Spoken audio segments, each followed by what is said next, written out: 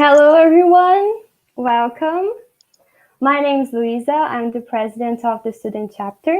We are a SEG-EAGE student chapter from the Fluminense University, Fluminense Federal University, and this is Hugo. Hugo is helping me with the questions today. Hey, Hugo. Hello. So this webinar will be a part of a bigger event we are having this week, a virtual geophysics academic week with a lot of webinars, short courses in the morning, and also roundtable discussions. So if you're interested, stay tuned. Today we're having two special and international guests, Mario Profeta and Marcelo Rosman. Hello, guys. Hello. Hello. Hello, So that's why everybody. this webinar it will be in English. And if you have any questions, feel free to ask anytime on the chat. By the end of this presentation, our team will be displaying the questions on the screen, so Mario and Marcelo can answer them. And if you want to receive a certificate of the participation, we will post a link to the Google form also on the chat, so you can fill the form with your information and get your certificate. Now for the Brazilian audience. Então, boa tarde a todos, sejam muito bem-vindos.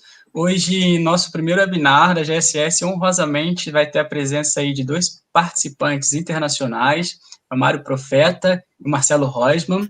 E aí, por esse motivo, a gente vai estar fazendo uma apresentação em inglês, eles vão estar fazendo a apresentação em inglês. Caso tenham perguntas, sintam-se à vontade para fazê-las no chat, e se puderem, preferencialmente em inglês, que a gente pode estar levando para os nossos convidados assim também em inglês. Em especial, para esse webinar, nós vamos ter um certificado individual, e também vai ser contabilizado nos 70% de participação para o certificado do evento como um todo. Então, não se esqueçam de responder ao forms no final da apresentação. É isso aí. Perfect. So, our speaker for this presentation, Mario Profeta, is a senior geophysicist who has more than 30 years of experience with hydrocarbon exploration and production projects. He has developed his career in oil companies, YPF and Repsol-YPF, in Carson Aerogravity, a geophysical service company, and currently he works as an independent consultant on hydrocarbon exploration and production projects as well as mining projects. The title of this presentation is Residual Seismic Attribute, a novel algorithm that contributes to the optimization of seismic interpretation. And Mario, thank you so much for participating. You can start now your presentation. Okay, thank you very much. Let me put the presentation here. And sorry, I'm going to put out the camera. And now here we have the presentation. Okay, thank you guys for your introduction. Good afternoon, everyone. My name is Mario Profeta, and today, together with Marcelo Reutemann, we would like you to present our novel algorithm that we have developed. This algorithm enhances the seismic image, and thus a better interpretation can be done. The name of the algorithm is the Residual Seismic Attribute. Before starting with the technical part, we would like to thank the Geoscientific Student Society for inviting us to participate in this event. Thank you very much for that. Okay, here we have on the left image of a line of a PSTM, and on the right, the same in line with the residual seismic attribute applied. We can see that the continuity of the reflector was improved on the image on the right. Also, the vertical resolution was improved.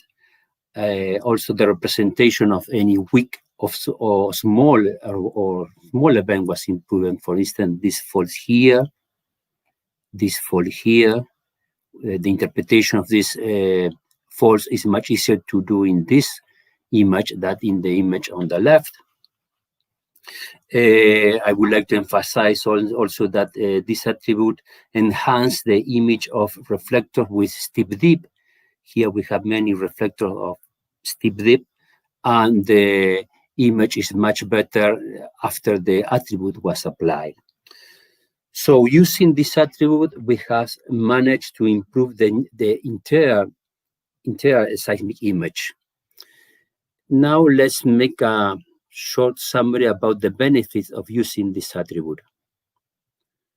When applied to a migrated stack, the residual seismic attribute, or RSA, results in a new image which shows a significantly enhanced seismic representation of structural and stratigraphic features, while also optimizing vertical resolution. Throughout this presentation, we're going to use different names for this attribute. For instance, we are going to use the whole name, residual seismic attribute, or its acronym, RSA, or only the word attribute. Doing this clarification, now let's see which information we use to calculate the attribute. We use only the amplitude of the seismic traces in time or depth domain to calculate the RSA. The following items are not used in the RSA calculation: the wavelet amplitude spectrum, well and or log data, interpret horizons.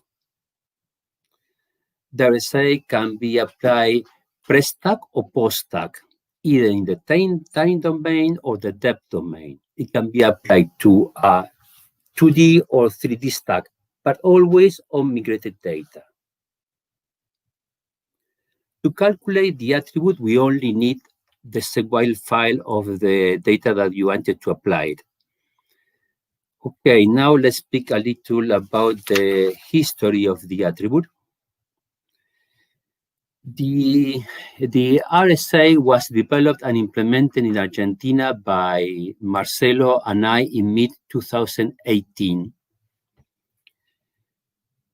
The attribute has been used to date, always given very good result by the oil companies listed below. We are going to show a list of different projects, the different projects that we did so far. The first company to use the attribute was Sinopec Argentina in the San Jorge Basin in Argentina for an onshore production project, it was applied to a PSTM cube. Then was used by YPF in the Neuquén Basin, Argentina, for a mixed exploration and production project. It was applied to a PSTM cube. Then Tecpetrol in the Neuquén Basin for an unconventional hydrocarbons project in the Vaca Muerta formation. And in this case was applied to a PSDM cube. This was the only project done on depth domain.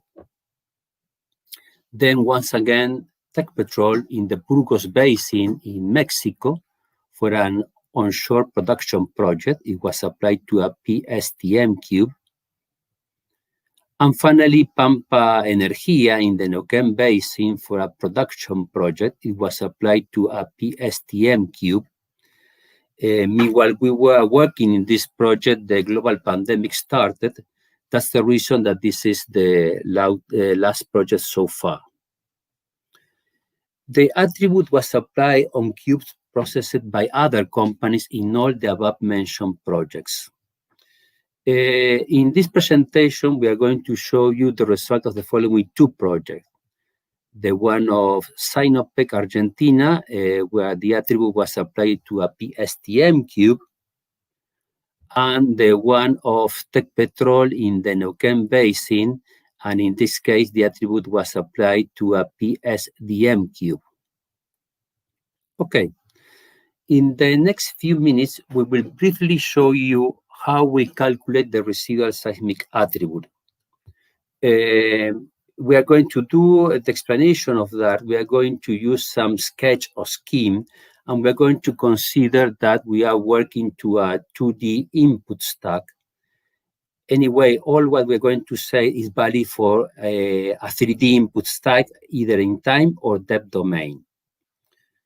So this is the sketch, and let's consider that we have a 2D input stack, and let's took for that input stack an odd number of traces. In this case, we took only 9 traces. Normally, in an actual project, we took more than 9 traces. We took 15, 21 traces. These 9 traces that we took are very special. They have one single wavelet, and that single wavelet has also have only positive polarity. The zero amplitude value of each trace is denoted with this dashed line. What also we see in this sketch that the central trace that we name it T5, it has in his peak a characteristic feature. Here we have the peak and the amplitude decrease in the peak. We are going to call this characteristic feature notch. And we are going to establish the following objective for the algorithm that we're going to show. The objective is this one, to highlight the wavelet characteristic feature on the central trace T5. In this case, we wanted to highlight the notch with the algorithm that we are going to show. Also, we're going to define the following things. As central position, the location of the trace T5, and as neighborhood, the set of traces around the central position. So this is the central position, and the neighborhood will have these 4 traces plus these 4 traces. In the following sketch, or in the following step of this algorithm, we are going to work only with the traces of the neighborhood. We are not going to use the central trace T5. So now we're going to put, let's say, apart the central trace T5. So here we have the 8 traces of the neighborhood, and now the central position is empty. Using the amplitudes of the traces in the neighborhood, we can calculate or estimate a new trace for the central position. In the case of these special traces, we can use, for instance, the average to do that estimation. In an actual case or an actual project, we use a completely different algorithm. We use an algorithm much sophisticated. But for these traces of this sketch of scheme, the average will be enough. As all the 8 traces has only positive polarity, the estimated trace also will have only positive polarity. And let's say that the result of the estimation, or the average in this case, will be this orange trace. So this orange trace was the trace that we estimated for the central position using only the amplitude of the traces in the neighborhood. What is important to mention that the trace 5, the input trace 5, was not used in the calculation of the estimated trace. So now for the estimated, now for the central position, we have 2 traces.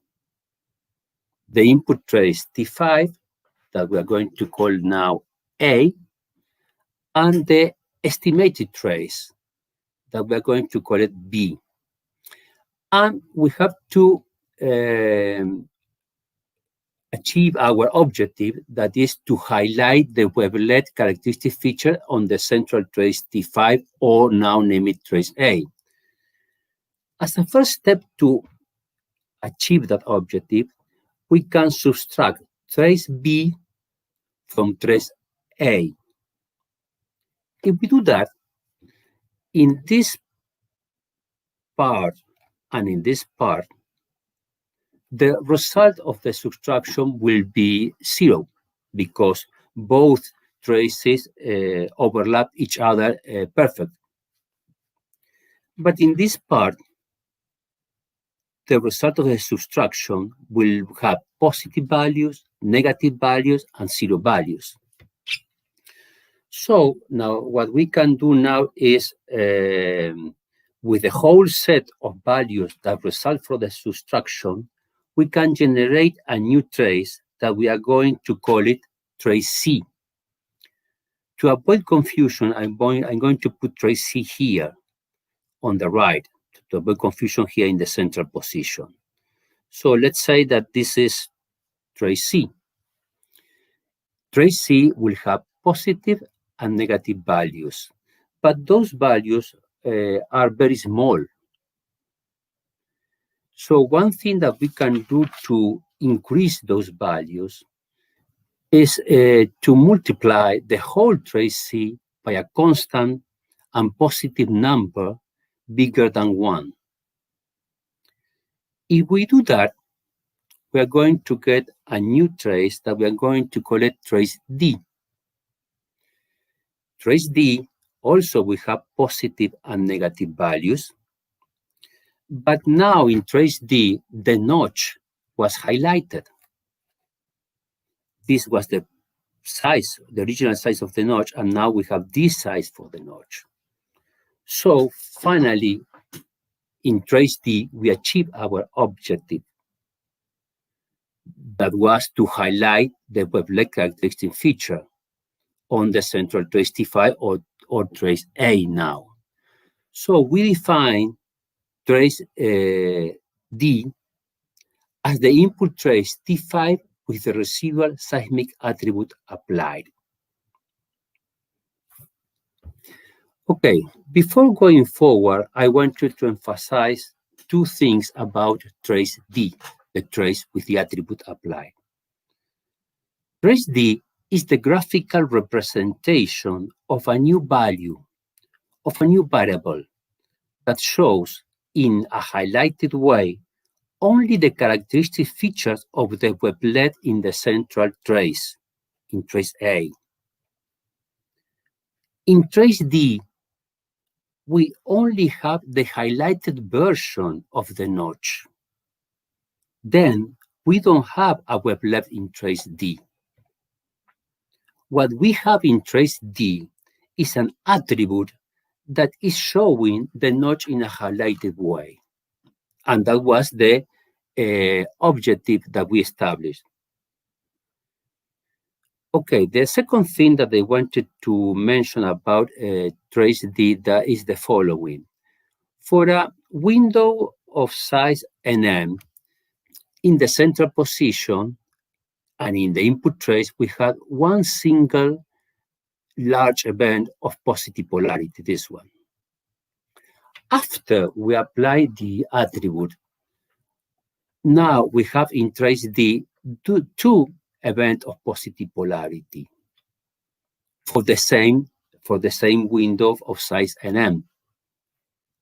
So we can say that the vertical resolution has been enhanced as a consequence of applying this attribute.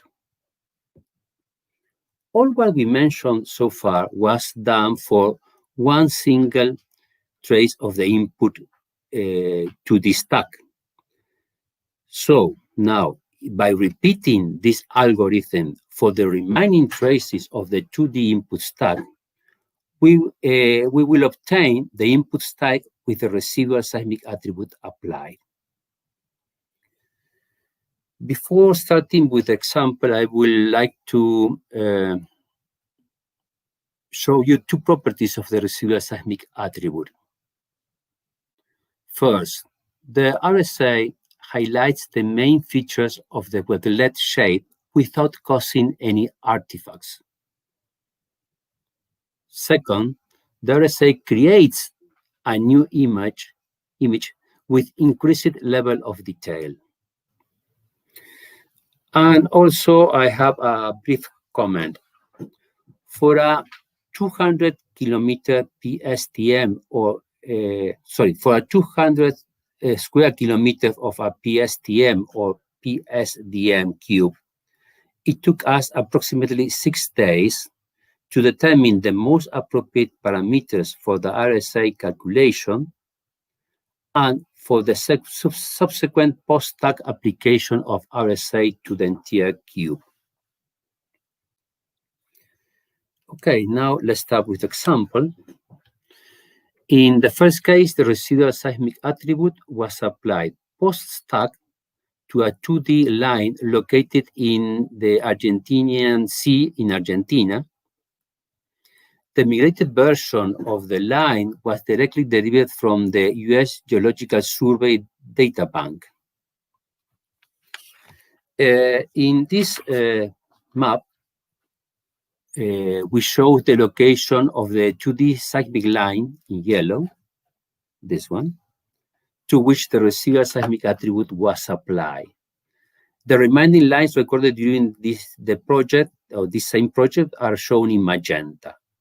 Here we have the southernmost end of the American continent, the Argentinian Sea, and these are Malvinas, Falkland Islands. And the line, the yellow line has more than 300 kilometers. Okay, this is the seismic image of the previous yellow line, and we apply the attribute at this part of only at this part of the line. We are going to show the results that we got for a window from 1 second to 3 seconds. This is the version without the attribute for a window from 1 second to 3 seconds. And now this is the version of with the attribute applied. I will go back. Without the attribute is this version, and this version with the attribute applied. In this image, we can see many weak events much easier than in the previous image. For instance, these faults over here are much clearer. Also, this fault here. The reflector inside this channel are much clearer. The continuity of all the reflectors is much clearer. I will go back once again to the previous image. This is without the attribute, and now with the attribute applied. Okay, now we have the same window in Grayscale, and this is the version without the attribute, and now with the attribute. When we have the image without the attribute, and if we use optics terminology, we can say that we have in this case a blurry image. It's not clear, the events are not clear. After we apply the attribute, we have a more clear image, more sharper image. What we really do after we apply the attribute, we significantly enhance the signal to noise ratio. So using this attribute, we have managed to improve the entire seismic image. Okay, now let's go to the second example. In this case, the residual seismic attribute was applied post-stack to a onshore PSTM cube located in the southern margin of the San Jorge Basin in Argentina. This work was performed for the oil company Sinopec Argentina in 2018. The above-mentioned PSTM cube resulted from processing conducted by another company. We received the cube already processed, and we only applied the RSI to it.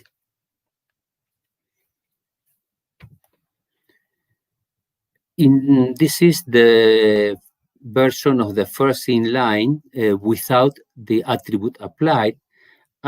We can see that this version has noise with steep slope, this noise here, that is in all the image. So this is the version without the attribute, and now this is the version with the attribute applied. We attenuate the noise, the attribute, sorry, attenuate the noise. Also, we improve the continuity of the reflectors. The image of the faults are much clearer in this version. Here, this fault is much clearer than before, and also this fault. I will go back to the version without the attribute now. This is the version without the attribute. And now this is the version with the attribute. Okay, in line 2, here we have many faults.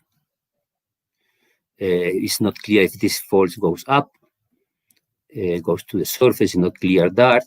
Also, we have a structure amongst the faults. Also, we have another fault here.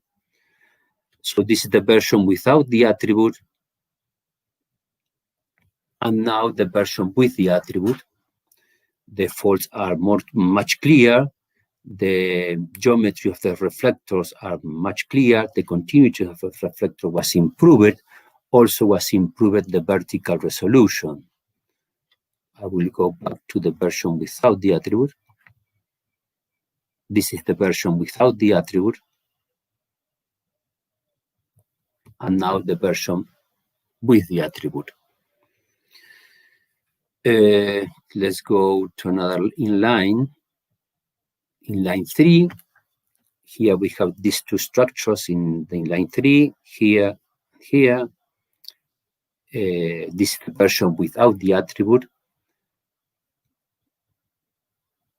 And now the version with the attribute. The geometry of reflectors was improved inside both structures, especially in this structure, the one on the right. Also, the fall is much clearer. And I would like to emphasize that the attribute can also enhance the image of the reflector with steep dip. For instance, this reflector with steep dip. This one. The image here is much better than in the previous version. I will go back. This is the version without the attribute. And now the version with the attribute. Okay, in line 4, here we have igneous bodies. And below these igneous bodies, we have many reflectors, but the image of those reflectors is not clear. Also, we have some faults that are not very clear, those faults. So this is the version without the attribute, and now the version with the attribute. The image of the reflectors below the igneous body was improved. Also, the image of the faults were improved. The continuity of the reflector was improved. The vertical resolution also was improved. I will go back to the previous image. Without the attribute is this one. And with the attribute apply. In line 7, we have in line 7 this window. And we took this window and we enlarged it and we displayed in Wiggle. This is the version without the attribute. This is the version with the attribute. Without and with the attribute. I am interested in this weak event here. And to analyze more in detail, I'm going to work with a smaller window. I'm going to use this window. So now we have that smaller window. This is the version of that smaller window without the attribute. And this is the event that we were speaking before. Is the base of a pinch out that its termination seems that is approximately here. I'm going to put a mark there. There is the termination. So this is the version without the attribute. And now let's see. And this is the version with the attribute apply. This was the same event that I showed before. And now the termination of this pinch out, it seems that is approximately here. So, as a consequence of using this attribute, the termination of the pinch out shift from A to B. The termination shift from A to B, a total of 420 meters. In this case, is 14 traces. So, thanks to the use of the attribute, we can establish or fix a new location for the termination, a different location for the determination of the pinch out. In line 8, in this inline also we choose this window to calculate the amplitude spectrum of the traces. We have some faults here that are not very clear in this version without the attribute. Now we have the same in line 8 with the residual seismic attribute apply, and now the faults are much clear.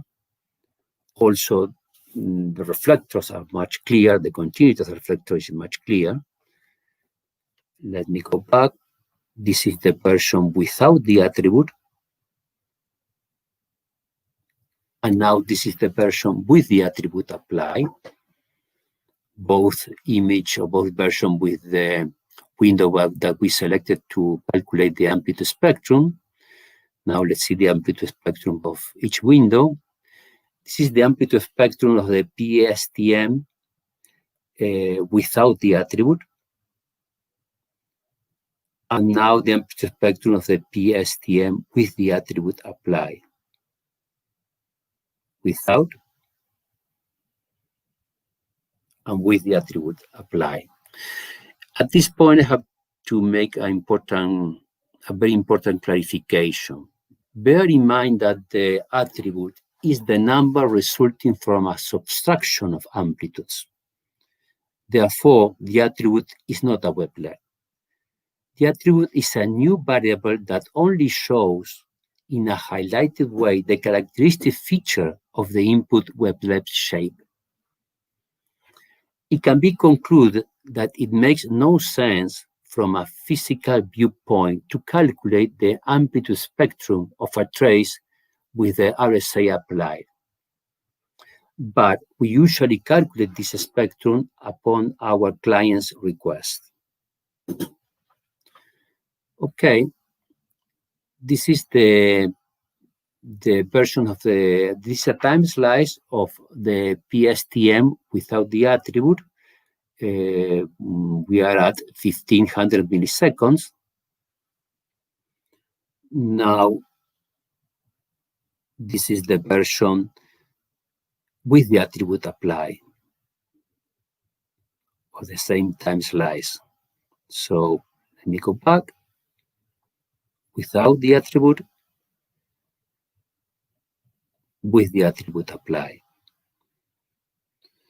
So using the attribute, we have managed to improve the entire seismic image. We can see here much more details, or we can see many weak events that are very difficult to see in the previous time slice. I will go back. This is the time slice without the attribute. And this is the time slice with the attribute applied. Okay, now let's go to example number 3. The residual seismic attribute was applied post-stack to a PSDM cube located in the Neuquén Basin in Argentina. This work was performed for Tecpetrol, an oil company, in 2019 to survey an unconventional reservoir in the Vaca Muerta formation. The above mentioned PSDM cube result from processing conducted by another company. Once again, we received the cube already processed, and we only apply the RSA to it. Okay, in line 1 of the PSDM cube without the attribute, in this case, the weak reflectors, for instance, these weak reflectors here, here, here, the continuity of those weak reflectors are not very clear. In this version without the attribute, also there is a fault here, but it's not very clear. And now, let's see, this is the version with the attribute applied. We improve the image of the weak reflectors. Also, we improve the image of the fault that we were speaking before. We improve also the vertical resolution. Let me go back to the previous image, the version without the attribute. And this is the version with the attribute applied. Okay, in line 2, from this inline, we took this window and we enlarged it, and we displayed here below in wiggle the version without the attribute, and this is the version with the attribute applied. Without the attribute and with the attribute applied, the continuity of the weak reflector was improved significantly. Okay, in line 4, in Grayscale, this is the version without the attribute, and now the version with the attribute applied. The image of the fault here was improved. Also, the continuity of this weak reflector were improved. Also here, down. Let me go back. This is the version without the attribute. And once again, if we use optic terminology, we can say that in this case, the image looks very blurry. And after we apply the attribute, we can get a much clearer image, where much sharper image. So using the attribute, what we really did, we improved significantly the signal to noise ratio. Okay, the last image of this example in line 5. Once again, the weak reflectors continuity is not very good. The continuity reflector is not clear, and all the image is not clear. The whole image is not very clear. We have these reflectors that has different from the reflectors around. And now this is the version with the attribute applied. The whole image was improved. We have managed to improve the entire seismic image when we use the attribute. I will go back. This is the version without the attribute. And now this is the version with the attribute applied. After we finished this project, the client, Tech told us that this is the image of igneous bodies. And these igneous bodies were tested before by wells. And the representation of these igneous bodies has been optimized by using the residual seismic attribute. So the Petrol mentioned us that as a result of the improvement of the image of these igneous bodies, it will be possible to reduce operational risk during the future drilling campaigns in the area. I will go back once again to the previous image without the attribute. So we have this image without the attribute.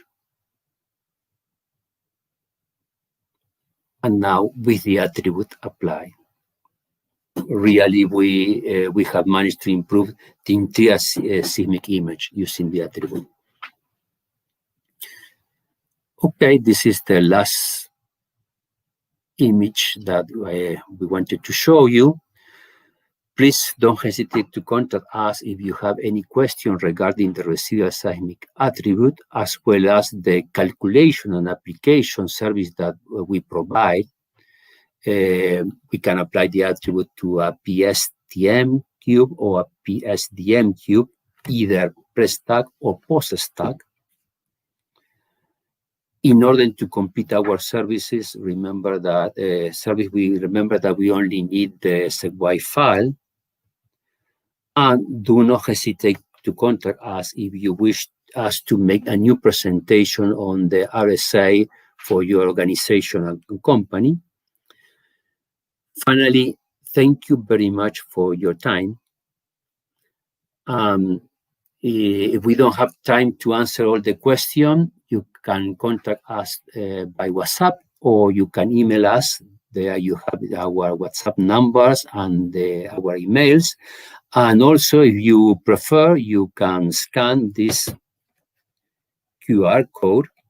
This is the QR code of my LinkedIn page, and send by LinkedIn your questions. So that's all. Now we will answer questions if we have it. Let me now go here. Perfect. Thank you so much for your presentation, Mario. Thank you. Do we have any questions? Oh, we cannot hear you. I'm sorry. Thank you so much for your presentation, Mario. And now we have here some questions. So let's display them here. Jennifer asks, what does this attribute seek to highlight mainly in the seismic data? No, hold on, let me read that. What does the attribute seek? What it seeks to highlight is the change, the small change or the subtle change in the shape of the weaponlet. That's the idea. To highlight any weak change in the shape of the weaponlet, that is what the attribute highlights. Okay. The next question is also by Jennifer, and she asks, what the main limitations And can artifacts be created using the attribute? No, not at all. We don't. The attribute cannot generate any artifact, because the attribute, what they only do is highlight what already is in the shape of the weapon. That's the only thing that it does. As it highlights that, we are not generating artifacts. Okay, thank you for your question, Jennifer, also. And there's another question from her. Thank you again for your question. And she asks now, does the attribute work very well in complex structures as well? Yes, there isn't any problem. We tested in many different situations, especially, for instance, in the example of Tech Petrol in Mexico, in Burgos Basin, where we had a complex structure, and it worked very well there too. Very good. Thank you, Mario. We have some other questions here. Let's see. Rafa asks, Rafatek, acho que é isso, né? Rafatek asks, has the attribute shown any downsides? Unfortunately, I don't know what is downsize. What means downsize? Sorry about that. I don't know if somebody, if somebody maybe can explain that person what means downside for him. Sorry about that. Okay, maybe he can explain for us now, but before that, we have a message from dear Rogério Santos. Dear Profeta, thanks for being with us in Neuquén. What's a better response for your attribute, in shale oil or in shale gas? It doesn't matter which one is the situation, if it's shale oil or shale gas. What is important that the signal has to be in the input stack. If we have that signal in the input stack, and maybe it's a weak signal, with this attribute we can highlight that signal. That is what's important, to have any information about the shale gas or the shale oil. If we have it information in the stack, we can highlight it. That's what's it works in any case where the information already is in the input stack. Maybe it's a very weak reflection, but if we have it, we are going to highlight it, and it's going to work very well in any case. Okay, thank you, Mario. Also, Jennifer says thank you. And Aaron comes with a questions here. How well did the attribute method related to ground truthing in well data? Ground truthing. Oh, okay. We don't work with well data. We only work with seismic seismic stacks. I don't know what ground truthing means, unfortunately. No, I will need more information to answer that question. It's not clear for me, sorry. Okay. So about the questions Rafa asks before, the downsides, he also puts here negative effects. Has the attribute show any negative effect? Thank you. No, so far all our clients says that always shows very good effects, improve significantly the information on the seismic image. So far we don't have any report of negative effects. Okay. So downsides are weakness in the method. That would be a question from me, actually. Okay, I understood now. Yes, this attribute had a weakness as any attribute. If the input stack is noisy, it's not going to work properly. You have to improve as much as possible the input stack. So far, always we work with input stack that were generated by other companies, and we only took the stack, or the client gave us the stack, and they told us, and they asked us to apply directly the attribute. So we didn't have any way to improve those stack before we applying the attribute. Okay. So Aaron says here, downsides are weakness in the method. Just to showing. And so, Mario, we have here a lot of things. People are showing they enjoy a lot the presentation. Thank you. I also would like to thank you for this great presentation. Excellent, didactic. I couldn't see a better presentation today. Thank you. Thank you so much, Mario. Do we have any questions left? Because we have some delay from YouTube. Oh, yes. So as Mario said, guys, if you have any questions, you can follow him on LinkedIn, send him an email with the questions. Right, Mario? Yes, that's right. Thank you for the invitation. Thank you. And that's it. So we are starting the broadcasting. And for the Brazilians, we have some other webinars today, 2 more. So stay with us. And this webinar will be saved in our channel too, so you can watch it again as much as you can.